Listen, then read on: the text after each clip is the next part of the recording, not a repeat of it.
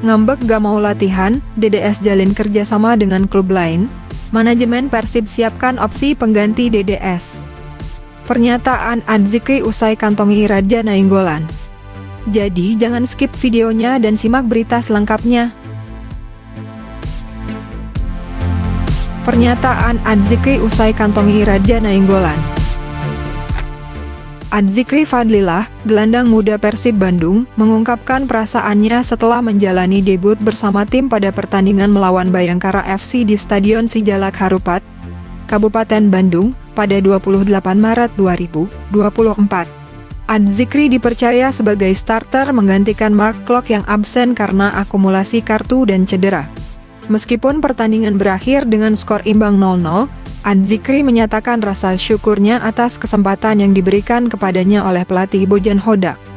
Meski debutnya dianggap kurang memuaskan, Adzikri berharap untuk mendapatkan kesempatan bermain di pertandingan-pertandingan selanjutnya dan berkontribusi maksimal untuk tim. Adzikri juga mengakui bahwa berhadapan langsung dengan pemain kelas dunia seperti Raja Nainggolan merupakan pengalaman yang luar biasa baginya. Meskipun menantang, hal itu justru membuatnya semakin termotivasi untuk menunjukkan kemampuan terbaiknya. Meskipun debutnya tidak sesuai harapan, Adzikri tetap optimis dan bersemangat untuk melangkah ke depan. Dia berkomitmen untuk terus bekerja keras dan memberikan yang terbaik untuk Persib Bandung di setiap kesempatan yang diberikan kepadanya. Dengan semangat dan tekadnya, Adzikri berharap dapat membantu Persib Bandung meraih hasil yang lebih baik di pertandingan-pertandingan mendatang.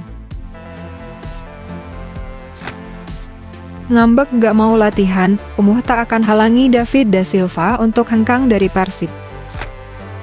Nama David da Silva tiba-tiba menghilang dari skuad Persib Bandung laga melawan Bayangkara FC di Stadion Sijalak Harupat pada Kamis 28 Maret 2024 malam waktu Indonesia Barat kemarin.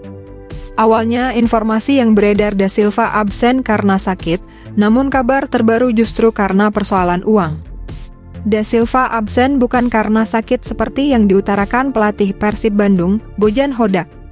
Striker asal Brasil itu ternyata mengalami permasalahan dengan uang, tepatnya down payment atau DP.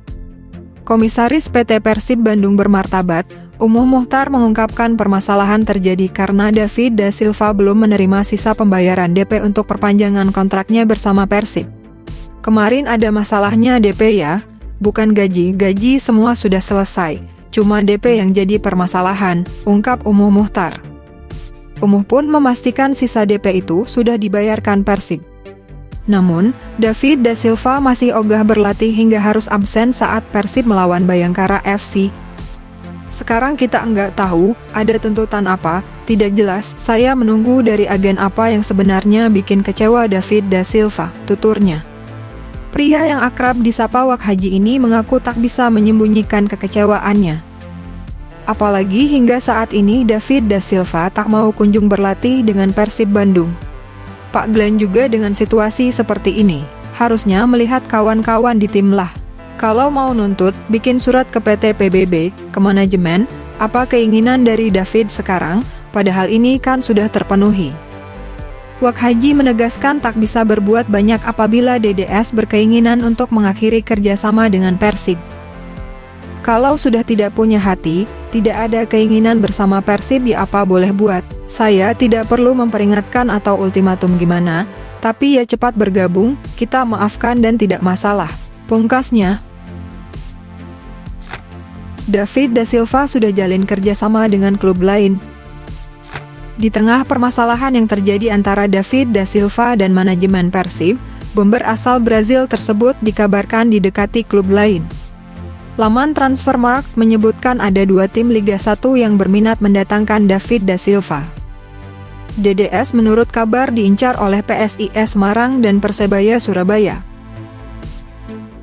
Jika kehilangan David da Silva, akan menjadi kerugian besar bagi Persib Bandung. Bergabung sejak pertengahan musim 2021-2022, kontribusi besar DDS sudah terlihat. Dalam setengah musim, striker kelahiran 12 November 1989 ini langsung menjadi pencetak gol tersubur tim dengan 7 gol dan mengantarkan Persib Bandung menjadi runner-up.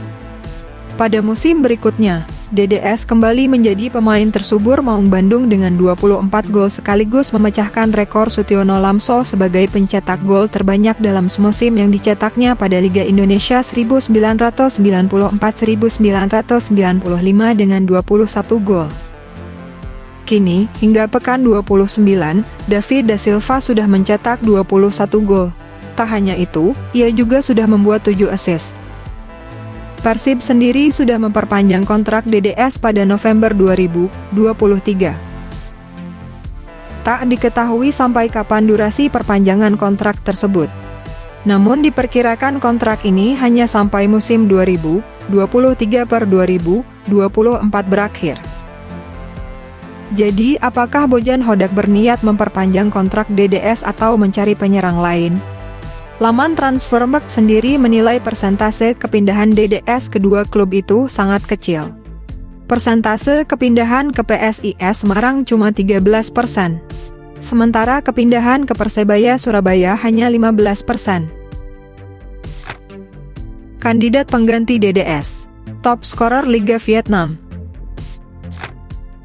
Menilik adanya problematika antara DDS dan manajemen Persib, kans DDS bertahan lebih lama bersama Persib Bandung nampaknya mulai kecil untuk terrealisasikan.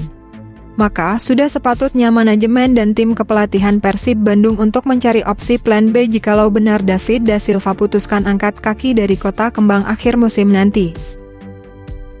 Di mana, ada 4 opsi bomber dengan grade 2 digit gol yang layak masuk bahan pertimbangan Persib Bandung musim depan.